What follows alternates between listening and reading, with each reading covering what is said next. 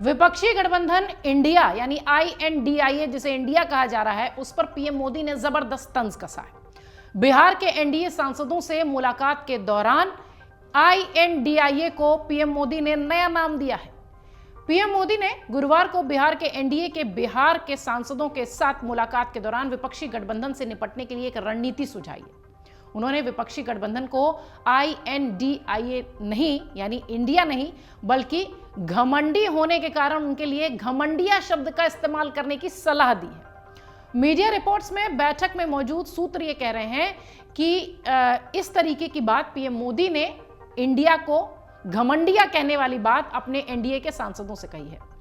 हाल ही के हफ्तों में पीएम मोदी ने खुद को इंडिया कहने के लिए विपक्षी ब्लॉक पर अक्सर हमला किया है और पार्टियों पर, विशेष रूप से कांग्रेस पर, यूपीए का नाम लेकर भी यानी संयुक्त प्रगतिशील गठबंधन के रूप में भी पिछले रिकॉर्ड्स को बताने के लिए भी लगातार वो हमलावर रहे हैं जब से INDIA गठबंधन का नाम तय हुआ है। पीएम मोदी ने कहा है कि यह देशभक्ति नहीं है, देश लूटने का इरादा है, इसलिए इंडिया नाम का इस्तेमाल हो रहा है। उन्होंने कहा कि उन्होंने गरीबों के खिलाफ योजना बनाने की बात छिपाने के लिए अपना नाम यूपीए से बदलकर इंडिया कर लिया। इंडिया का नाम उनकी देशभक्ति दिखाने के लिए नहीं है बल्कि देश को लूटने के इरादे से है। पिछले महीने बेंगलुरु में एक बैठक में 26 विपक्षी दलों ने अगले साल के लिए राष्ट्रीय चुनाव में नए नाम INDIA यानी Indian national developmental inclusive alliance के तहत पीएम मोदी और बीजेपी का मुकाबला करने का फैसला किया था। उन्होंने कहा कि यह नाम भारत के विचार के लिए उनकी लड़ाई का प्रतीक है जिस पर कि हमला किया जा रहा है। इस बीच राहुल गांधी ने क्या कहा था वो भी आपको बता दें। एनडीए और INDIA के बीच राहुल गांधी ने एक प्रेस कॉन्फ्रेंस के दौरान लड़ाई एनडीए और इंडिया के बीच है ये बात कही थी। प्रधानमंत्री नरेंद्र मोदी और भारत के बीच है ये बात कही थी। उनकी विचारधारा और भारत के बीच है ये बात भी राहुल गांधी अपनी चर्चा में, अपने ब्रीफिंग में, प्रेस ब्रीफिंग में कहते नजर आए थे। उन्होंने कहा था कि आप जानते हैं कि जब कोई भारत के खिलाफ खड़ा होता है तो क्या होता है, कौन जीतता है। बार बार नाम पर निशाना साधने, यहां तक कि ईस्ट इंडिया कंपनी और इंडिया नाम वाले आतंकवादी संगठनों का हवाला देने के बाद भाजपा ने विपक्ष के गठबंधन को उसके पुराने नाम यूपीए से ही बुलाने का फैसला किया है।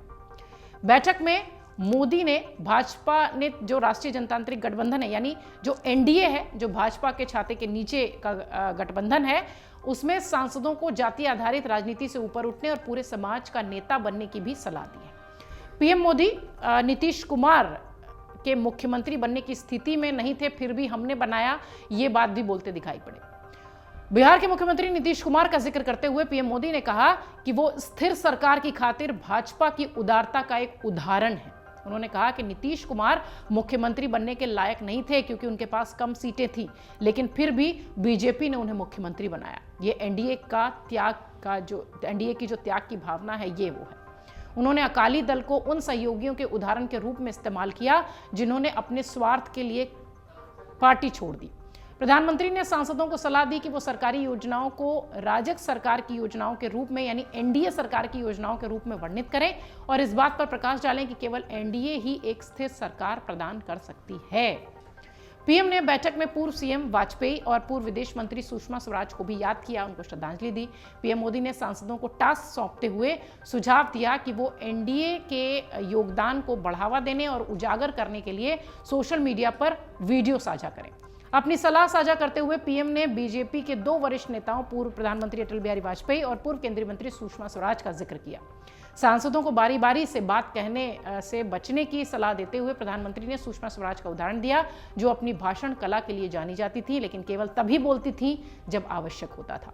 बहरहाल इन सब चर्चाओं के बीच जो सबसे बड़ी चर्चा वो ये है कि INDIA यानी जो नया इंडिया का गठबंधन नाम देकर बना है उस पर पीएम मोदी का जबरदस्त तंज है और बताया यह जा रहा है कि एनडीए के जो बिहार के सांसद हैं उनकी बैठक में प्रधानमंत्री मोदी ने यह कहा कि इंडिया को घमंडिया बुलाना ज्यादा सही होगा। अमर उजाला अब आपके टीवी पर भी। अपने स्मार्ट टीवी पर YouTube पर सर्च करें अमर उजाला, चैनल सब्सक्राइब करें और देखें ताजा खबरें, वो भी HD क्वालिटी में। और हाँ, बेल आइकन दबाना ना भूलें ताकि हर खबर हो आपके घर। अमर उजाला, निष्पक्ष, निर्भीक, निरंतर।